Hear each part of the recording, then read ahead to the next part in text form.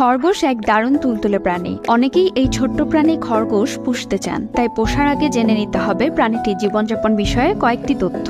গড়ে প্রত্যেকটি খরগোশ 10 বছর বেঁচে থাকতে পারে। খরগোশের কানগুলো তাদের জন্য খুবই প্রয়োজনীয়। তারা এই কানের সাহায্যে আশেপাশের আগন্তুকদের চিহ্নিত করতে পারে। এছাড়াও শরীরের তাপমাত্রা নিয়ন্ত্রণ করার জন্য কান ব্যবহার করে থাকে তারা। আর ঠান্ডার সময় তারা কানগুলো ঘাড়ের পেছনে দিয়ে শরীর গরম রাখতে চেষ্টা করে। খরগোশের জন্মের সময় শরীরে কোনো পশম থাকে না, তবে তার কয়েকদিন পরেই পশম গজানো শুরু করে। অন্যদিকে অধিকাংশ খরগোশ শাবকেরই জন্মের সময় কান ও চোখ বন্ধ থাকে। খরগোশের দৃষ্টিশক্তি প্রখর এবং তাদের চোখের অবস্থানের কারণে তারা তাদের পেছনে থাকা জিনিসগুলো দেখতে পারে। তবে তাদের নাকের একেবারে সোজা সামনের অংশটি ব্লাইন্ড স্পট নামে পরিচিত। এই অংশে তারা কিছুই দেখতে পায় না। খরগোশদের দেখলে বোঝা যায় না, তবে তারা বেশ ভঙ্গুর। হাত দিয়ে ধরলে কিংবা এদিক ওদিক নিয়ে গেলে তাদের আঘাত লাগার সম্ভাবনা থাকে। তবে খরগোশের পেছনের পায়ে অনেক জোর রয়েছে। এটি দিয়ে তারা এত জোরে কিক দিতে পারে যে অনেক সময় নিজেদের দেহের হাড়ই ভেঙে যায়। খরগোশ তৃণভোজী। এর প্রধান খাবার ঘাস, যা প্রতিদিন এর মোট খাবারের 70 থেকে 80% খাওয়াতে হবে। কাঁচা বা শুকনো ঘাস,